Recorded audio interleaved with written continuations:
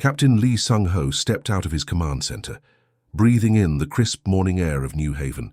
The twin suns painted the endless wheat fields in shades of gold and amber. Children's laughter echoed from the nearby settlement as they ran between the grain stalks, playing their morning games before school started. "Another beautiful day in paradise," muttered Sergeant Ko Min-woo, joining his captain on the observation deck. The old soldier had seen action in 3 different star systems before retiring to this peaceful colony. His weathered hands held a steaming cup of synthetic coffee, watching farmers guide their hover tractors through the fields below. New Haven represented everything humanity had dreamed of when they first reached for the stars: clean air, fertile soil, and the freedom to build something better.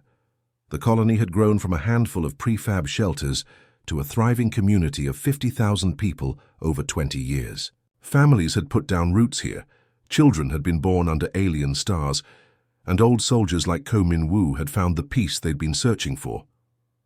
Inside the command center, Communications Officer Park Min-ah monitored the daily traffic reports.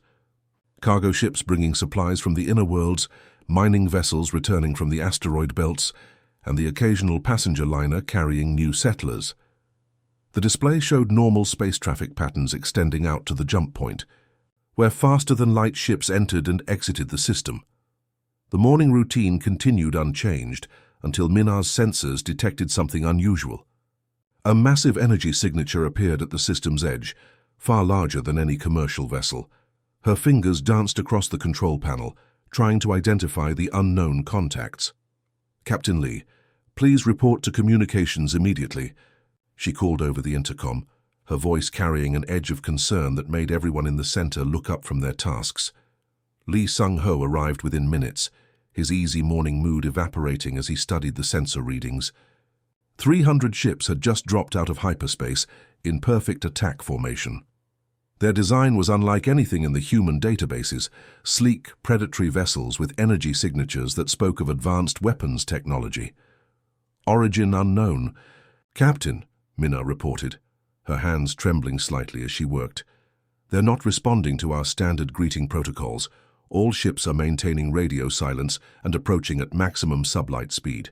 The alien fleet moved with deadly precision through space, their dark hulls reflecting starlight like the scales of some cosmic serpent. Each ship bristled with weapon ports and shield generators, built for one purpose: conquest. Lee Sung-ho activated the colony-wide alert system.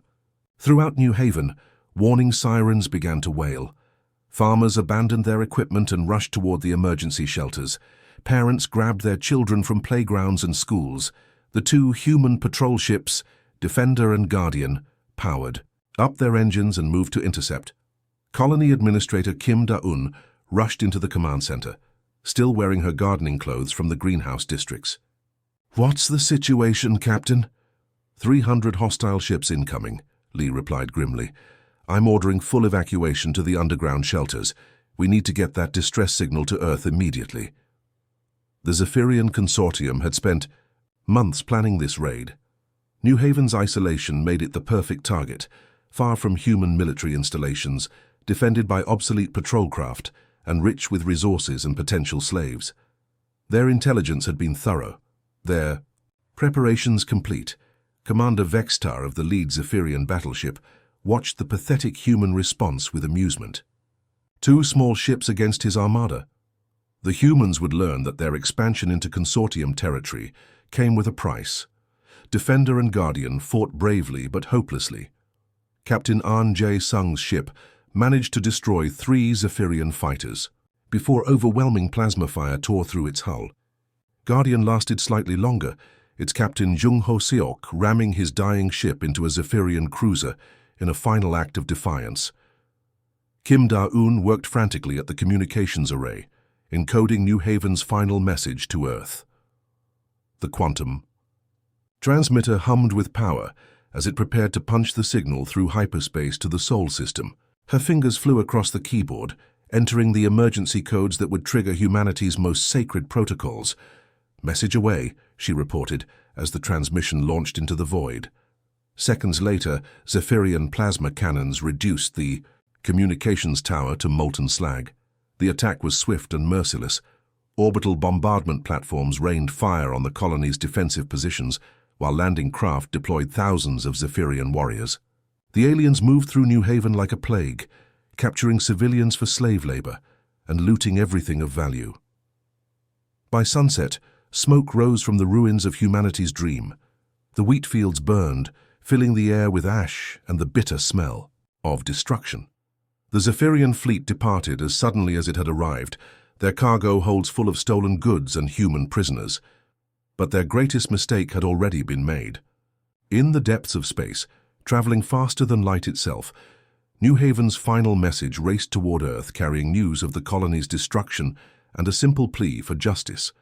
The Zephyrians believed they had struck an isolated target with no consequences. They would soon learn that touching one human meant touching them all. The quantum communication array on Lunar Station hummed with its usual background chatter when New Haven's final transmission arrived. Lieutenant Park Dong-hyun was monitoring the overnight shift when his console erupted with priority alerts. The message carried emergency authentication codes he'd only seen in training simulations. His hands shook as he decoded the transmission. 50,000 civilians gone. An entire colony reduced to ash by unknown attackers calling themselves the Zephyrian Consortium. The young officer immediately routed the message to Fleet Admiral Choi Jae-min's secure terminal and activated the emergency protocols. Admiral Choi had been reviewing supply reports in his lunar office when the alert chimed. The old spacer had served in the Outer Rim conflicts for 30 years, had seen battles that claimed millions of lives, but something about this message hit differently. These weren't soldiers who had chosen to fight. These were farmers, teachers, children playing in wheat fields under alien suns. Lieutenant Commander Yoon So-ra found her superior standing at his office viewport, staring out at Earth's blue marble hanging in the star-filled void. She'd never seen the Admiral's expression so cold, so filled with controlled fury. "Sir, the Joint Chiefs are requesting immediate conference," she reported quietly. "Tell them to initiate Protocol Omega," Choi replied, without turning from the window. "Full authorization, no restrictions." So-ra's breath caught. Protocol Omega hadn't been used since the formation of the Terran Federation. It meant total war, the complete mobilization of humanity's military might regardless of cost or consequence. Within the hour, secure channels across human space crackled with encrypted communications. On Mars, General Kim Tae-jun received the activation codes at his desert command bunker. The veteran officer had been enjoying retirement, tending to his small greenhouse of earth flowers. Now he watched as decades-old war machines rumbled to life in the Red Planet's underground facilities. The Titan shipyards had been quiet for years, their massive construction bays used mainly for commercial vessels and research craft. Chief Engineer Lee Byung-ho stared in amazement as his screens lit up with priority orders. Every bay was to be converted for military production immediately. The sleeping giant of human industry was awakening. Captain Oh Se-jin commanded the reserve fleet stationed beyond Pluto's orbit. Her ships had been mothballed for a decade, their crews scattered across the outer colonies. Now emergency beacons called every veteran back to service. Transport ships raced through hyperspace, carrying officers and enlisted personnel from across the galaxy to their old commands. The automated defense platforms around Jupiter began powering up weapons systems that hadn't been active since the colony wars. Massive railguns capable of accelerating projectiles to significant fractions of light speed swiveled in their mountings. Shield generators that could protect entire moons hummed with building energy.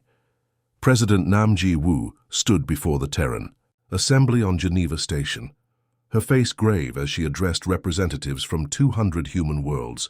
Behind her, a holographic display showed New Haven before and after the attack. Fertile fields transformed into smoking craters, schools and homes reduced to rubble. "Fellow humans," she began, her voice carrying across billions of screens throughout human space. "Today we learned that our children on New Haven cried out for help. Their voices were silenced by those who believed humanity weak and divided." The assembly hall fell silent.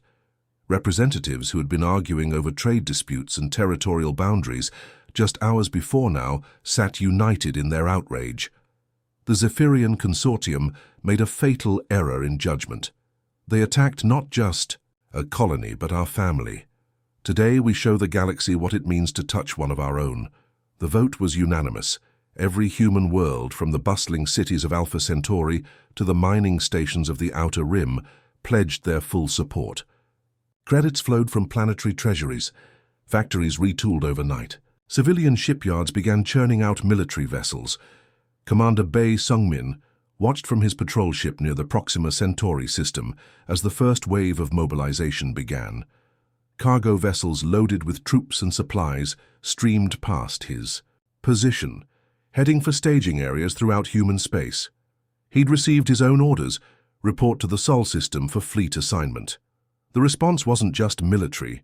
Across human civilization, people volunteered in ways that amazed even seasoned officers. Retired engineers came out of retirement to oversee weapon production. Former ship captains offered their services. Civilian pilots volunteered their vessels for transport duty. Dr. Yang Min-ho had been working on agricultural research when the EE call came. His expertise in logistics made him valuable for coordinating the massive supply effort required to support such an enormous fleet. Within days, he found himself on a transport heading for Lunar Command. The asteroid belt mining stations became hives of activity as they shifted from extracting rare metals for civilian use to producing the exotic materials needed for military-grade armor and weapons. Whole asteroids were consumed in the effort to build humanity's response. 3 weeks after New Haven's destruction, the first elements of humanity's revenge fleet began gathering in the Sol system. What started as scattered reserve units and mothballed ships was becoming something the galaxy had never seen before. An entire species united in purpose, their industrial might focused on a single goal. The Zephyrian Consortium had awakened something terrible and beautiful. They would soon learn that humanity's greatest strength wasn't their technology or their numbers, but their absolute refusal to abandon their own. The transformation began in the darkest corners of human space, where secret installations had waited in silence for decades. Commander Yoon Tae-woo received encrypted coordinates that led his survey team to what appeared to be a dead asteroid field near Wolf 359. Hidden beneath layers of rock and ice, massive shipyards hummed to life for the first time in 20 years. "My God," whispered Chief Engineer Park So-young as blast doors opened to reveal construction bays stretching for kilometers. Automated systems that had been maintaining themselves in perfect hibernation began awakening. Robot workers emerged from charging stations, their metal limbs clicking as they moved toward assembly lines that could build starships in days instead of months. These weren't ordinary shipyards. They were humanity's deepest secret, built during the paranoid years after first contact with hostile alien species. Every human world had contributed resources to create hidden production facilities that could operate independently if the core worlds ever fell. Admiral Han Woo-jin stood on the bridge of his flagship, watching the fleet grow with each passing day. The veteran officer had commanded battle groups before, but nothing prepared him for the scale of Operation Retribution. His tactical displays showed ship positions extending from Mercury's orbit to beyond Pluto, a three-dimensional web of military might that defied imagination. The carriers Jung-rai and Seol-mi were engineering marvels, each one the size of a small city. Captain Kim Hae-ri toured the Jung-rai's fighter bays, watching maintenance crews prepare 25,000 single-seat interceptors. The fighters hung in their launch cradles like sleeping metal birds, their pilots running final system checks. "Launch Bay 7 ready for combat operations," reported Flight Commander Lee Jong-soo. His squadron of ace pilots had been training non-stop for months, practicing formation flying and attack patterns that would overwhelm any enemy defense. But the most impressive sight was Captain Oh Hyun-soo's experimental vessel, Retribution. The ship looked wrong somehow, its hull twisted in ways that hurt to look at directly. Inside its quantum laboratories, scientists had weaponized theoretical physics, creating devices that could fold space itself into knots. "The gravity cannon is charging normally," reported her science officer, Dr. Shin Ye-jin. "Singularity containment fields are stable. We're ready to demonstrate what happens when you compress a star into the size of a marble. Throughout the Sol system, humanity's true industrial capacity revealed itself. The rings of Saturn became a massive foundry, processing ice and rock into the raw materials needed for ship hulls and armor plating. Automated factories on Europa worked around the clock, their assembly lines producing missiles, railgun ammunition, and the exotic power cells that fed humanity's most advanced weapons. Lieutenant Colonel An Min Seok commanded one of the thousands of troop transports preparing for ground operations. His Marines weren't just soldiers. They were enhanced humans wearing powered armor that made them faster and stronger than any baseline organic being. Their weapons could punch through starship armor or reduce entire buildings to dust. Semper, Fee Marines, he called to his troops as they practiced boarding actions in the transport simulation chambers. When we hit Zephyrian space, we're going to show them what happens when you mess with human civilians. The fleet's logistical tale was equally impressive. Supply ships carried enough food, ammunition, and spare parts to support operations for years without resupply. Medical vessels equipped with the most advanced trauma centers in known space waited to tend wounded personnel. Engineering ships carried the tools needed to repair battle damage or construct temporary bases on captured worlds. Captain Bei Hyun-woo commanded a squadron of stealth ships, their hulls coated with materials that bent light and sensor beams around them.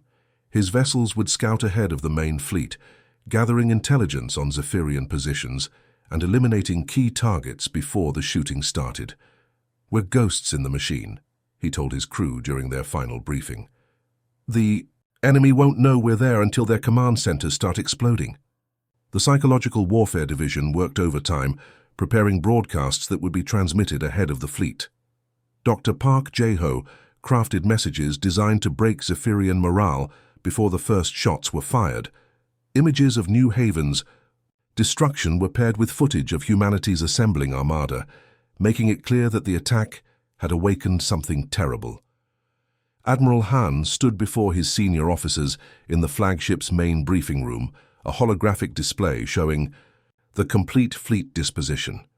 700,000 warships arranged in perfect formation, their combined firepower capable of sterilizing planets or cracking moons in half. "Ladies and gentlemen," he began, his voice carrying the weight of command, "what you see before you is the largest military force ever assembled by a single species. We represent not just Earth, but every human colony, every child who dreams of safety among the stars." Captain Lim Yoon-suk nodded from her position, commanding the heavy cruiser squadron. Her ships carried kinetic weapons that could accelerate projectiles to 20% of light speed, turning simple iron slugs into planet-cracking bullets. "The Zephyrians thought they were attacking weak colonists," Admiral Han continued. "They're about to learn that every human settlement is protected by the combined might of our entire civilization." As the final preparations concluded, the assembled fleet began its transformation from scattered units into a unified instrument of war. Navigation computers synchronized their calculations. Communication arrays established quantum entanglement links that would allow instant coordination across vast distances. Weapon systems ran final diagnostics, their targeting computers loaded with every piece of intelligence humanity had gathered about Zephyrian technology. The Great Fleet stretched across the Sol system like a mechanical constellation, ready to deliver humanity's judgment to those who had dared to harm their children. The first strike came without warning, across 17 different star systems simultaneously. Admiral Han Woo-jin coordinated the assault from his flagship's quantum command center, watching tactical displays that showed the entire Zephyrian consortium territory in real time. His fingers moved across holographic controls, directing battle, groups separated by hundreds of light-years, as if they were fighting in the same system. Commander Bae Tae-hyung's heavy cruiser squadron emerged from hyperspace at the edge of the Kepler 442 system, where a massive Zephyrian mining operation had been stripping rare metals from 3 different worlds. His ship's stealth systems kept them invisible until they were within optimal firing range. "All ships, weapons free," Bae commanded. "Target their orbital platforms first, then move to surface installations. The human cruisers unleashed devastating salvos from their railgun batteries, kinetic projectiles traveling at 20%. Of light speed tore through Zephyrian shields like paper, reducing mining platforms to expanding clouds of superheated gas. The aliens barely had time to send distress signals before their entire operation ceased to exist. Grid 77 cleared, Bay reported to Admiral Han. Moving to secondary targets. Meanwhile, Captain Lim Yunji's stealth reconnaissance fleet put decades of secret intelligence gathering to devastating use. Her ships had been disguised as merchant vessels, mapping every Zephyrian installation, recording patrol schedules, and identifying critical weaknesses. Now that patient work became humanity's greatest weapon. Strike Team Alpha, hit the ammunition depot on Zephyr Prime's third moon, she transmitted through encrypted channels. Team Beta, take out their communication relay at coordinates 749. Team Gamma, eliminate the fuel processing station in the asteroid belt. Her stealth ships moved like phantoms through Zephyrian space, their advanced cloaking technology making them invisible to alien sensors. Each vessel carried enough firepower to level a city, concentrated into surgical strikes that crippled the consortium's ability to respond. Lieutenant Commander Park Min-ho piloted his stealth fighter through the debris field that had once been a Zephyrian supply depot. His ship's quantum torpedoes had reduced the massive station to scattered metal fragments in less than 30 seconds. Already, his sensors were picking up the next target, a fleet maintenance facility orbiting a gas giant. The Zephyrian response was chaotic and uncoordinated. Fleet Admiral Krexthul received contradictory reports from across his territory, mining operations under attack, communication networks failing, supply lines severed. His military commanders screamed for reinforcements, but every time he dispatched ships to help, they encountered human forces that seemed to know exactly where they were going. "How are they everywhere at once?" demanded General Voxtar, his mandibles clicking with agitation. "Our intelligence said humans were scattered and weak." Captain Osira's missile cruiser squadron provided the answer as they ambushed a Zephyrian relief fleet attempting to reach their besieged colony at Ross. 428. Her ships launched swarms of smart missiles that tracked their targets through hyperspace jumps, making escape impossible. "Target the command ship first," she ordered. "Cut off their coordination and the rest will fall apart."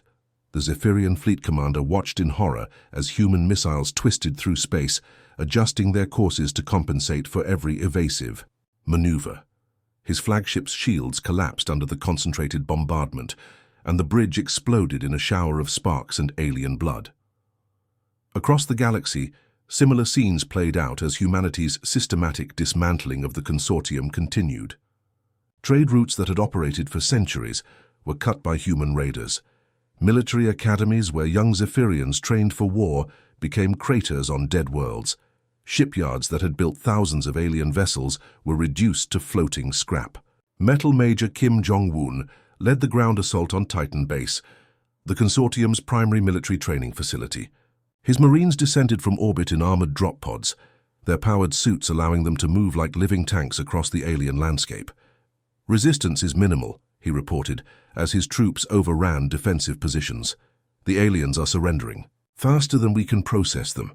The psychological impact was devastating. Zephyrian colonies that had never seen human ships suddenly found themselves facing overwhelming force. Many surrendered immediately, their leaders choosing survival over pointless resistance. Others tried to fight and were crushed so completely that neighboring systems lost the will to resist. Captain Yoon Hye-jin commanded the assault on a major Zephyrian naval base, her dreadnought squadron emerging from hyperspace in perfect attack formation. The alien defenders had prepared for a conventional battle, but human weapons technology had advanced far beyond their expectations. "Gravity cannons charging," reported her weapons officer. "Target locked on their primary shipyard." The space around the alien facility twisted and warped as artificial black holes tore reality itself apart. Zephyrian warships were crushed into impossibly dense points of matter before exploding in bursts of exotic radiation. The entire naval base collapsed into a spiral of twisted metal and broken dreams. News of humanity's relentless advance spread through galactic communication networks. Other alien species watched in fascination and terror as the humans demonstrated what happened when someone attacked their colonies. The Andromedans recalled their ambassadors from Zephyrian space. The Crystalline Collective closed their borders and declared neutrality. High Counselor Zexkrul of the Zephyrian Consortium huddled in his command bunker on the homeworld, watching his empire crumble on strategic displays. Every hour brought news of fresh disasters. Entire fleet groups wiped out, industrial centers reduced to ash, colonial governors begging for evacuation. "They fight like demons," whispered his aide, reviewing casualty reports. "Our analysts estimate human forces outnumber us 50-1. The hunt was systematic, methodical, and absolutely merciless.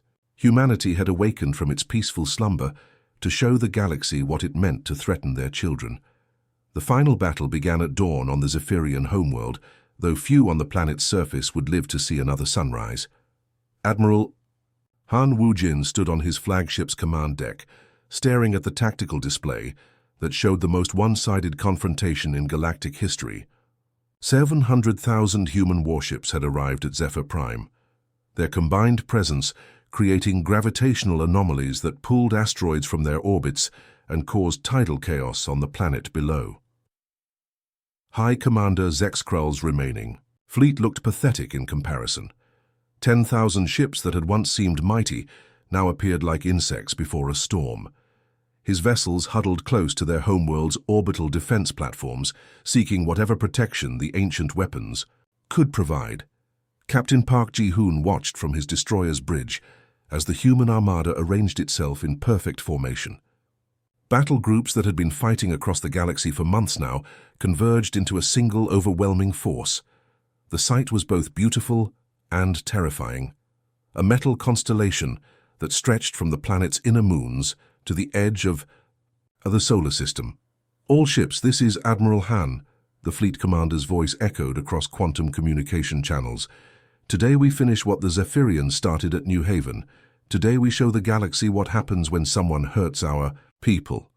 Dr. Shin Yejin monitored the exotic weapons aboard the experimental ship Retribution. Her gravity cannons had been refined during months of combat, now capable of creating artificial singularities that could consume entire fleets. But she hoped they wouldn't be needed. The psychological impact of humanity's assembled should be enough to end this without further bloodshed. Commander Lee Sung-min's fighter squadrons circled the human fleet like schools of metal fish, their engines leaving trails of ionized particles against the star field. His pilots had trained for this moment, practicing the attack patterns that would overwhelm any remaining Zephyrian resistance.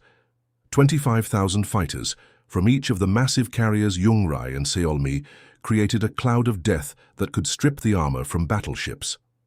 Admiral Han opened a channel to the Zephyrian fleet, his words broadcast across every frequency in the system. "High Commander Zexkrul, I am Admiral Han Wujin of the Terran Federation Navy. You stand accused of genocide against the civilians of New Haven Colony. Surrender your forces immediately and submit to trial for war crimes or face the consequences."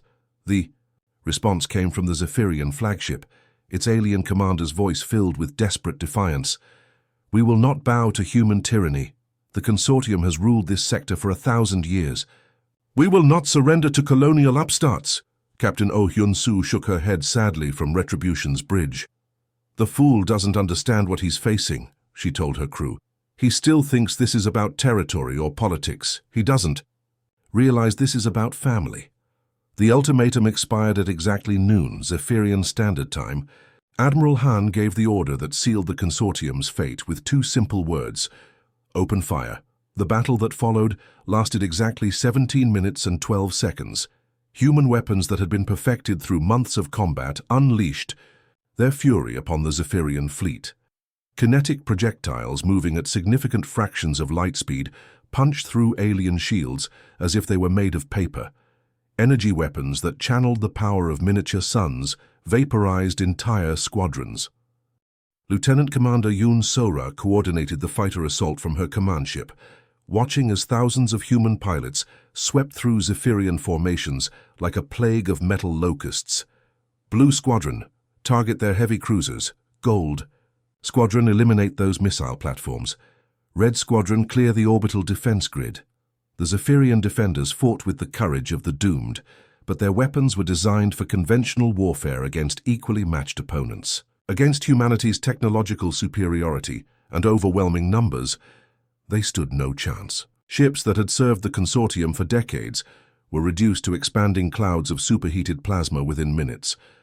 High Commander Zexkrull watched his fleet die from his flagship's bridge, his compound eyes reflecting the destruction around him.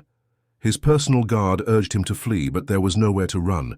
Human ships surrounded the system, their sensors tracking every vessel that tried to escape. "Signal all units to surrender," he finally ordered, his voice broken with defeat. "There's no point in dying for nothing." But the surrender order came too late for most of his fleet.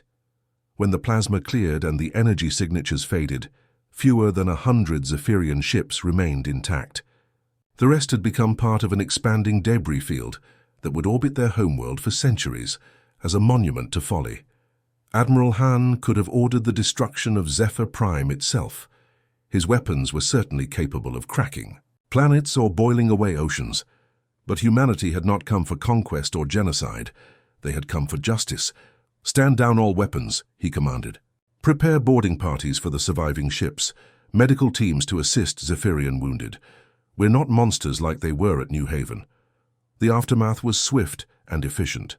Zephyrian war criminals were transported to neutral space for trial by galactic tribunals. The consortium's government was dissolved, its territory divided among species that had suffered under their rule. Massive reparations flowed to human space, funding the reconstruction of New Haven and dozens of other colonies. 5 years later, Colony Administrator Lee Hai-jin stood in the center of New Haven's Memorial Park, watching children play among flowers that grew from soil mixed with the ashes of the original settlement. The new city had risen like a phoenix, its buildings constructed with materials paid for by Zephyrian reparations. Streets that had once run with blood now echoed with laughter. The memorial wall bore the names of 50,000 souls who had died in the original attack. But their deaths had not been in vain. The galaxy had learned humanity's most sacred law: touch one of them, and you face them all. Captain Park Minna, now promoted to oversee New Haven's rebuilt defenses, joined Lee Hee-jin at the memorial. "The Galactic Council just approved our application for protected status," she reported. "Every major species has agreed that human colonies are off limits." Lee Hai-jin smiled as she watched the children play. "Good. Let the galaxy remember what happened here. Let them remember that we never forget, and we never forgive those who hurt our families." The rebuilt colony thrived under twin suns, its people living in peace because the galaxy had learned to fear humanity's love for their own. The end.